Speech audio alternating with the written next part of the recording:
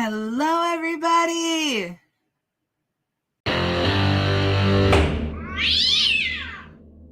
We've still got Mr. Nathan, but we also have Brian Rybicki.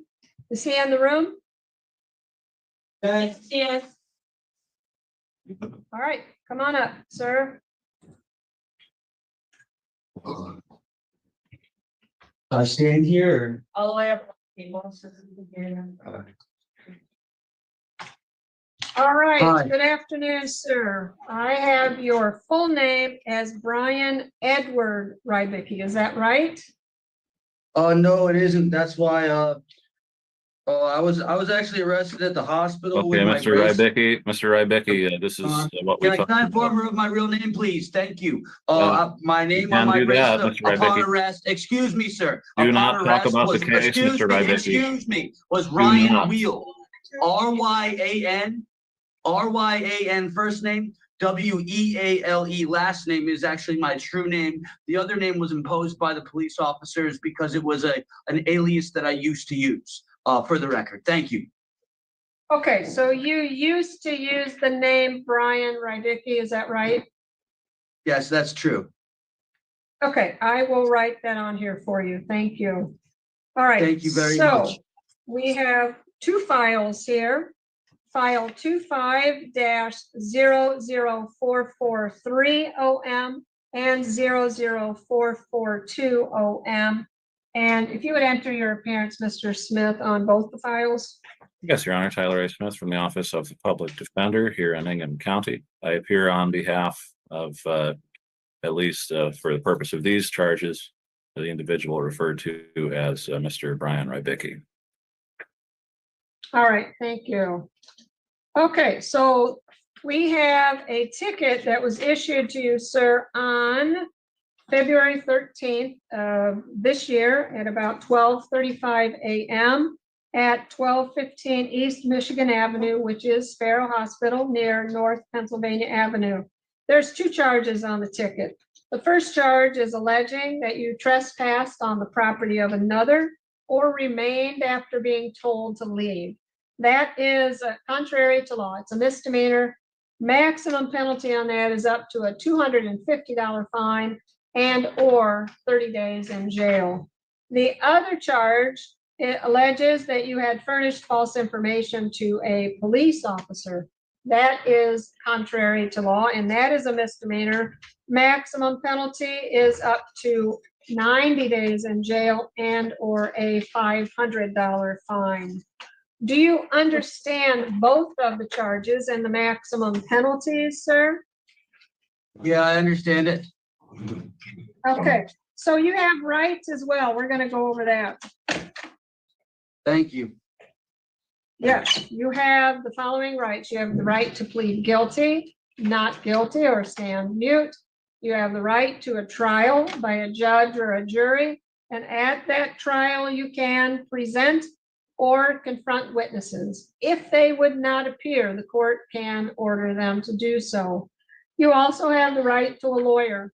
If you cannot afford one, one can be appointed for you at court expense. You also have the right to, you're also presumed innocent, and if you are found guilty, it has to be beyond a reasonable doubt. Do you understand those rights? Yeah, I understand that. Okay, good.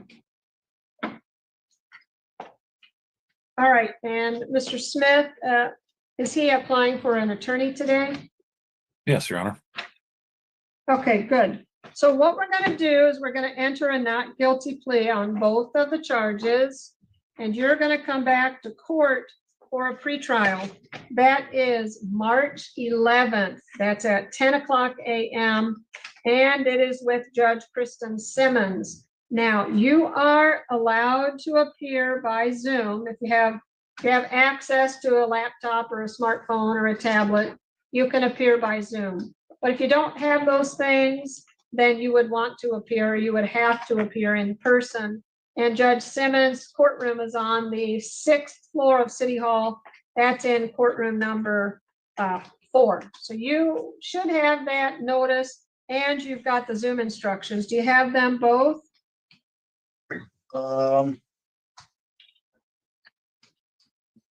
Yeah, I have that. Okay, good. All right, so what? On the complaint. Mr. Rybicki has some contacts, some roots, at least putative ones in the community. His whole purpose for being here is to find his family and to be with them.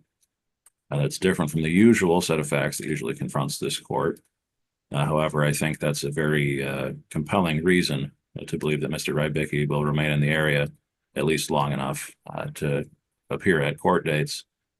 While, of course, any criminal charge is going to give rise to some concerns, I would characterize both of these as rather passive allegations, especially the trespass. That's too often a type of criminal complaint that just comes along with not having a place to stay. I don't have any reason to believe Mr. Rybicki is a risk to the community or any specific individual, certainly not. I would respectfully request the court consider release on recognizance in order that Mr. Rybicki can undertake some of the movements towards stable housing and other stabilizing influences that he's referred to a moment ago. Okay, thank you. So, Mr. Rybicki, if you're released today, are you going to go back to the shelter near the QD? Oh yeah, I need to get some new clothes and stuff like that. I went to a different one the other night. I went to, I think it was the church one. I tried that one out, and that one was rather nice, but I didn't get there till later, so I couldn't see if they had clothes or anything like that. But I'm probably gonna end up Okay. going there tonight, see if I can get some new clothes and take a shower and Okay. stuff like that. All right. So there's a couple things that I look at. Are you a flight risk? Are you a danger to the public? I don't see you as a flight risk. You have a definite plan to find your family, and I think that you would continue that search until you do find them. So I don't see you as a flight risk. You probably have very limited means as well, which would make it very difficult for you to leave the area. And then I'm going to look at dangerousness. You know, I did see you yesterday briefly, and you're very agitated yesterday. I think you had a lot going on. And at that point, you know, I was somewhat concerned for your mental health. Today, you're certainly more lucid, and, you know, you're easy to talk with today. So I am going to grant you a PR bond on both of these so that you can get released and continue your search. But you can't leave the area, you can't leave Michigan, and you cannot use any alcohol or controlled substances or any prescription drugs without a prescription. And you've got to make your court date, so you know that you're coming back on March 11th. So we'll see you in the judge's courtroom on March 11th at 10 o'clock a.m. Understood? Yeah, thank you very much. What was the date today?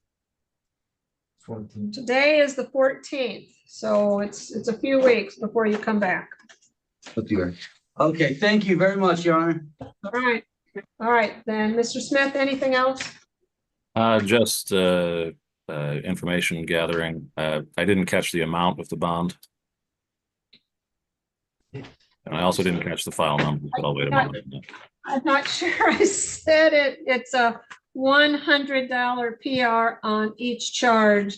So that's $200 total, sir, that you do not have to pay. Okay?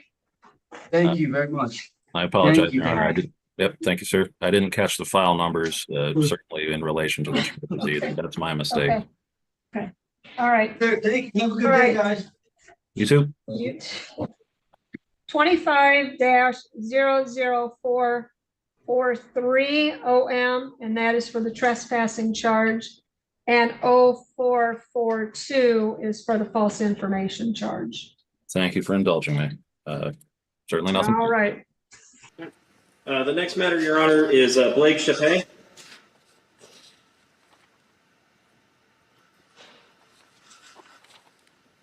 Okay, Chae, Blake Chae is 4A02713335. The charge is driving under the influence. I have reviewed this and I found probable cause for the matter. I will hear from the defense. Okay, and Your Honor, at this time, I'd waive a formal reading of rights, waive a formal reading of the probable cause, stipulate the purposes of this hearing alone, and enter a not guilty plea on his behalf. I'll hear from the city on conditions. Thank you, Your Honor. At this time, the city is quite concerned. The defendant has a pending DUI just from November 30th of last year. This is now a second pending DUI in a very short window of time. The city is asking for $1,500 cash recordable performance bond. We're also asking for a scram device to be installed if he is to post that bail. And finally, we're asking for a statutorily required IID, given that he does have that pending case out of, looks like, Whatcom County District Court. So given the very short turnaround, about 3 months between the two pending charges, it's also a fairly elevated BAC of above 1.5. The city believes that bail, as well as the scram and IID is appropriate. Thank you. And sorry, just want to make sure I got everything. So scram, the mandatory ignition or lock the bail. Were you asking for pretrial monitoring or? Yeah, that would be necessary to monitor the scram. So yeah, it would be pretrial monitoring in addition to this, the scram and the pretrial monitoring. I'll hear from the defense on conditions. And Your Honor, right now, there is no ability to post. He was appointed to a public defender over in district court. I can let the court know that he will have family support. He's intending to get into AA classes. There's no objection to scram, the interlock, and pretrial monitoring. We would just ask the court to take into account his inability to post any amount of bail if setting bail today. Okay.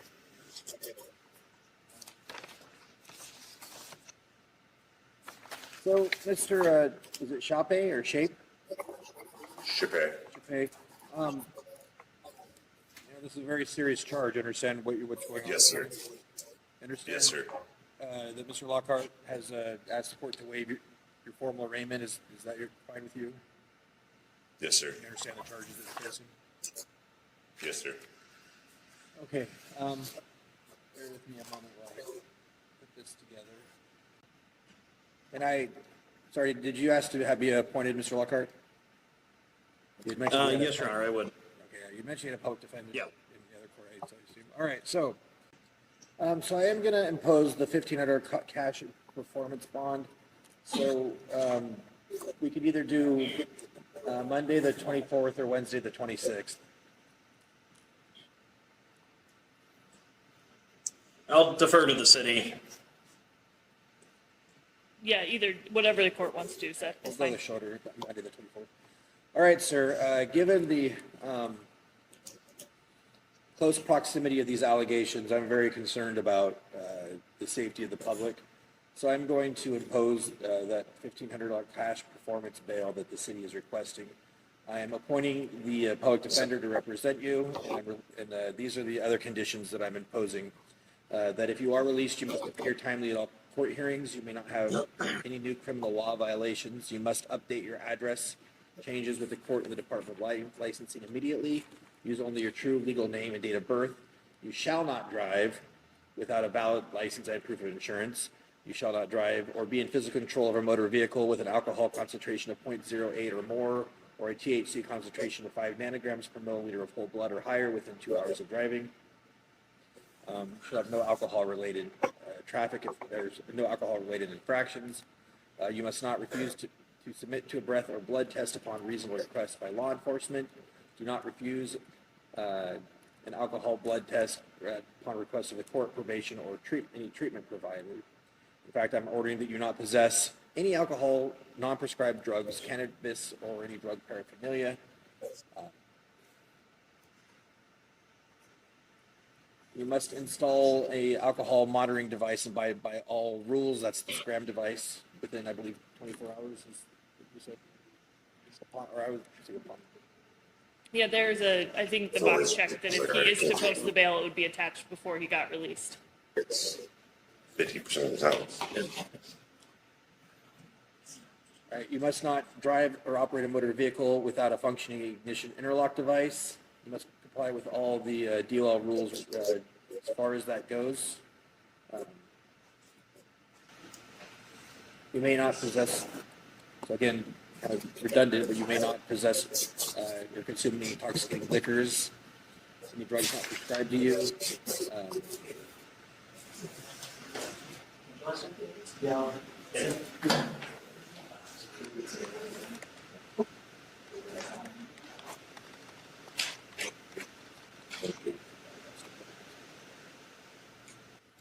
You must report to the Whatcom County District Court probation directly from court, or if you're incarcerated upon release. I am finding probable cause. I'm entering a plea of not guilty to this charge.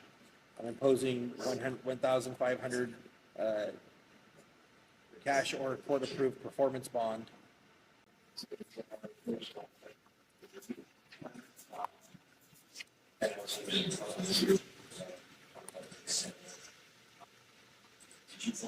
You understand everything?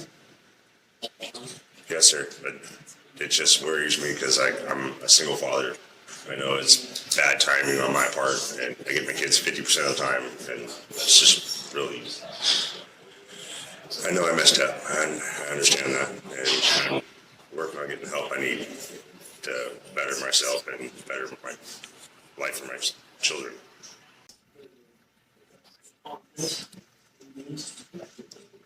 This is just wrong place, wrong time.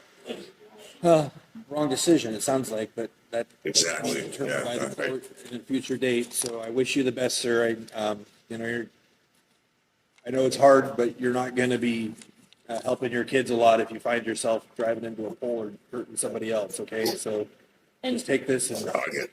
Your Honor, is the court going to set an out of custody date just in case? Sure. There's no way I could come up with that.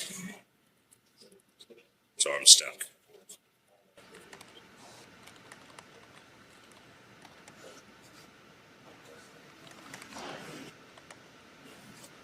The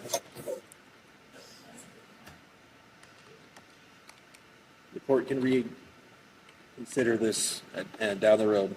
I wish you the best, sir. Good luck. You guys are phenomenal. Thank you so much for being part of my life. You make me so happy.